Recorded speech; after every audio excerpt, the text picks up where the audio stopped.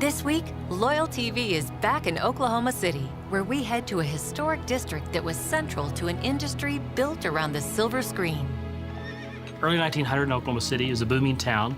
We had a lot of saloons. We had vaudeville theaters were coming up, and the theaters themselves began to embrace this new medium of movies. And so a lot of people found themselves wanting to get lost in moving pictures, which was an exciting new medium. And so the theaters themselves began to generate a lot of business, which attracted a lot more business down here. And so the film exchanges emerged out of this time period, the earliest being in 1908, the Oklahoma Film Exchange.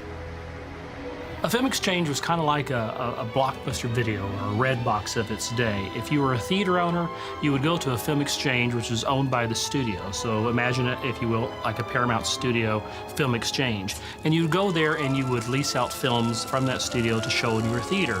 And so the film exchanges, at one point, we had over 300 scattered across the city.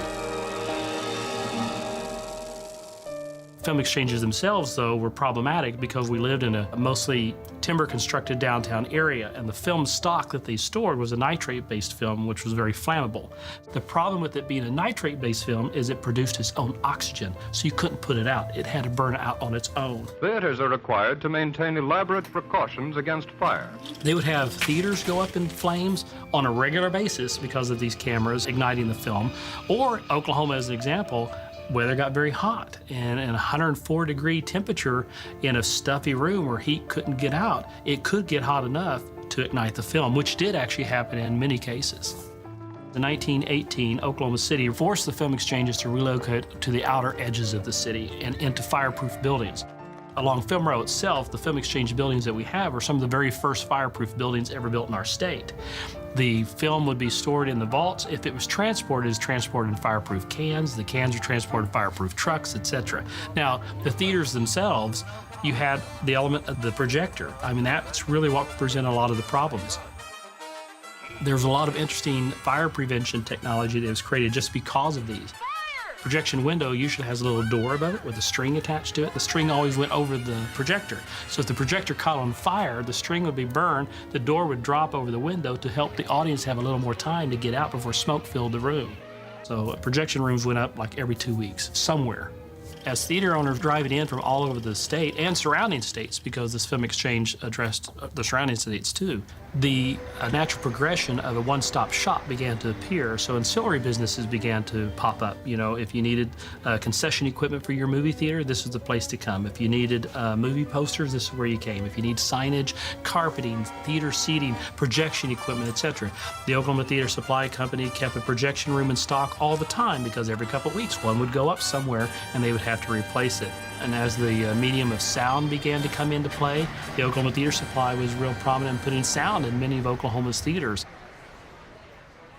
We're currently sitting in the Paramount Pictures Film Exchange. The room that we're sitting in was the Paramount Pictures screening room. Film Exchange had 4 screening rooms at one point, but this particular one is the only one left intact.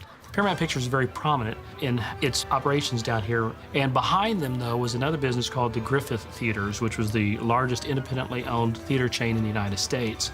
So over time, Griffith expanded, Paramount downsized, and Griffith acquired this particular building. Griffith expanded into the medium of television. Cable television was actually invented in this space. And so in 1953, the Video View More Tele-TV took over this entire structure. In 1983, when this business finally closed, the building was acquired by the International Crystal Company just across the street. And they used it for storage, and just over time, it just managed to survive. So many of the film exchanges at that time, Fox Films, MGM, Paramount Pictures, and Simplex Film Exchange, which was across the street, those businesses, the staff and their families would often come in to see some first runs of films. So yeah, there were many thousands of people who came through here. Even during the Depression, you know, movies were a way that people escaped some of what they were experiencing. People love to be entertained. We've been entertained since, you know, thousands of years ago, starting with Greek stories and stuff. That's our thing. Filmmaking is the way that we lose ourselves. And yeah, I think that's going to be around a long time. While the theaters may have moved away, Film Row continues to play a pivotal role in the screening and distribution of films far and wide, as well as local. Join us next week for more LoyalTV.